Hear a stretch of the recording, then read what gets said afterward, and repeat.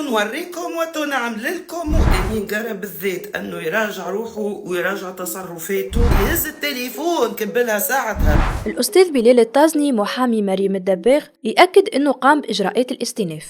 من جهة أخرى نلقاو الكاتبة فاتن الفازعة تساند حنان العش وتلوم على مريم الدباغ، وفي نفس الوقت تتمنى لها أنها تخرج من الحبس على قريب ويكون لها درس اللي صار عليها، وتلوم زادة بصفة خاصة أمين قارة والبرنامج متاعو اللي بداله حكاية من الأول كما صارت معاها هي، وقصولها كلامها في المونتاج وشوية لكانوا سبب في سحب حضانة بنتها، ومن بعد ما صار حتى طلب اعتذار لأنه فاتن مرت بظروف صعيبة برشا، لا بالعكس جازوها ببلوك. نشوفوا مع بعضنا تفاصيل الفيديو. انا جيت اليوم نحب نحكي على الموضوع متاع الاربع اشهر حبس متاع مريم الدباغ، مش باش نحكي يعني كان على هذاك، فما موضوع خاطر هي في ترجع الحكايه كلها المعضلة الجسد، العقدة الجسد، يعني هذاك علاش اسونسيالمون انا جيت نحب نحكي فيه الموضوع.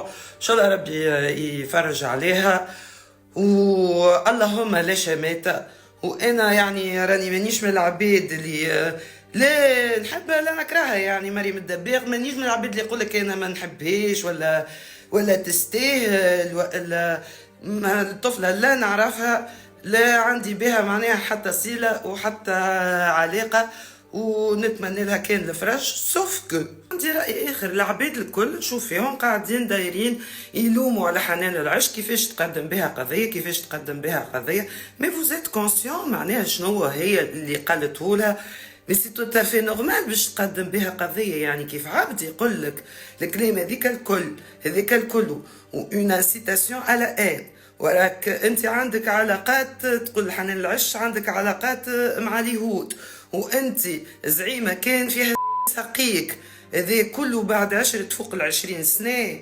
وصحاب وانتيم واتوا مع بعضكم. يعني اي انسان في الدنيا هذه اراه باش يقدم قضيه سي كلير. يعني جو مو دوموند بالحق العباد ويا نساء العالم العربي اتحدوا يزيهم العار والزنار كل مره تعايروا في بعضكم. هاو زمارة أراهو كان انتوما معناها ما كمش باش تتعاركوا وتفكوا حريتكم بيديكم، مش باش يعطيوها لكم الرجال. ما هو الزنا حرام، هانو حرام علينا احنا ورجال. شفتوش في نهار زوز رجال يعني كيف يتعاركوا يجي واحد يقول للاخر انت هاك في سقينا نساتي تو ياخذها على اساس فخر معناها الحكايه.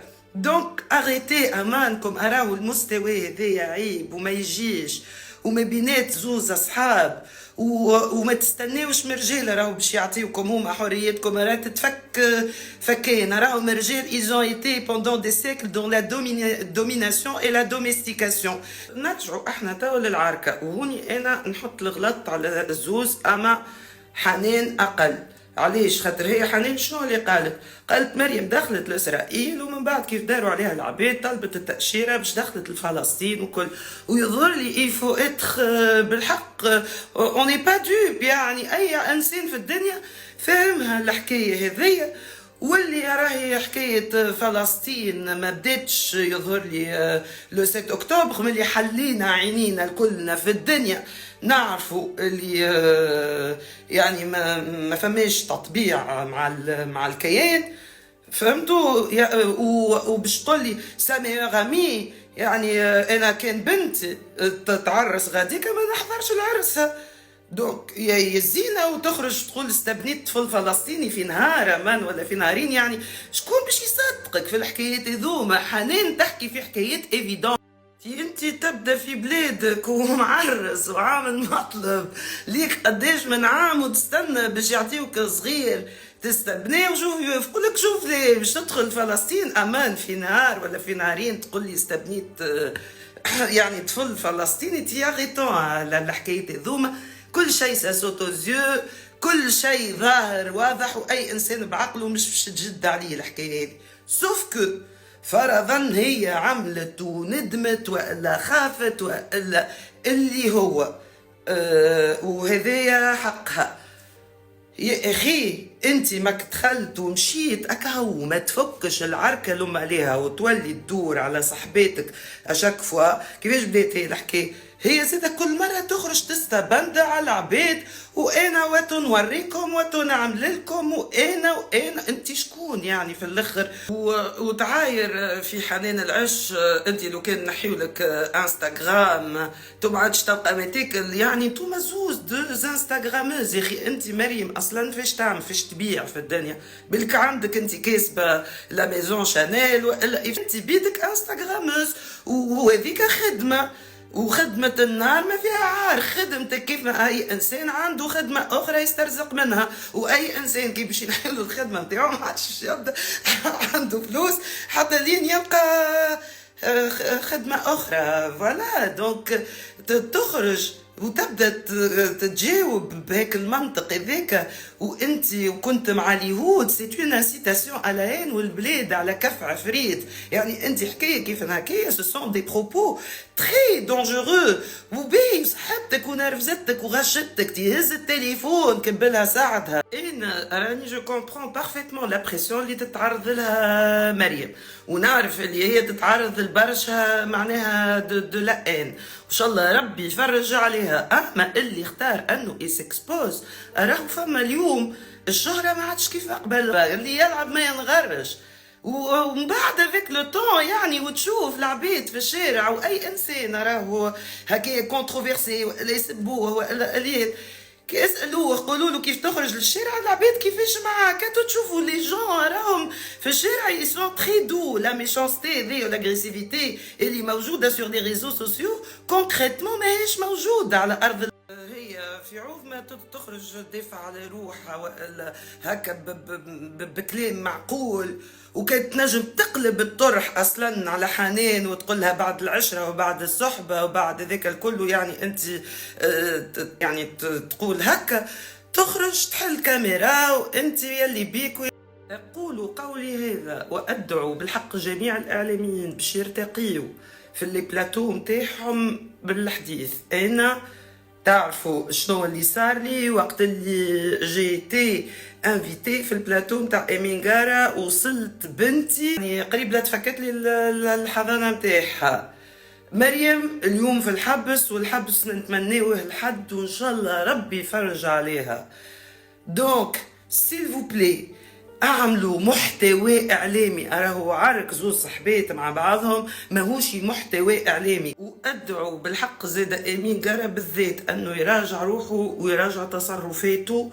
انا بعد ما قريب هبلت وقت اللي بعد الباساج بتاعي معاه وشعر الحضانه نتاع بنتي يعني تفلي خسر عليا بلوك والسلام بالعافيه. هانو هو عمل المليون دو فيو نتاعو وعقبها عليا. معناها اليوم كيف مريم البي لو بري نتاع 4 شهور حبس ان شاء الله ربي يفرج عليها. هذه الكل علاش صار؟ على خاطر معناها المحتوى الاعلامي هذاك اللي نورمالمون انتوما لو كان معناها فريق الاعداد ما جبتش عليها راهي هي ما جبدتكمش، وان شاء الله تكون لها طريحه التوبه باش تنحي لامبولسيفيتي نتاعها وباش تتعلم معناها انه لا لوسون الغلط جاي مش شيرتين. اما ديما نقول اللي حنان معناها ما عملتش قذف ولا جبدت تعيف ولا تتهدد، ولا حنان حكيت حكايه اي انسان بعقله فاهمها وفاهم الطرح. ومن بعد ميسالش حتى كان مريم عباد يقول لك ركبت على القضيه، ولا حتى فرضا هي ركبت على القضيه ما هي لمت ولا راجعت روحها، ولا بالكش هي كيف دخلت الفلسطين تحركت لها حاجه ولا اللي هو. وحتى كان هي ركبت على الحدث ما ضرتش يعني القضيه الفلسطينيه. باش تعمل اللي تنجم تعمله، وكان ربي يعرف النيات يعني. اللهم لا شميتة وربي يفرج عليها. الحاجة الوحيدة الباهية اللي نخرجوا فيها معناتها بها من الحكاية هذيا، أرانا احنا توا في بلاد القانون والمؤسسات، مش هذايا اللي هذا يحل تليفونه يسب في الانسان الاخر كما يحلو له، مش في معناها دي مليون دو فيو، ناس تتفرج تطيح قدر. يعني الحضيض والترذيل وهذاك الكل احنا وصلنا له وفتناه.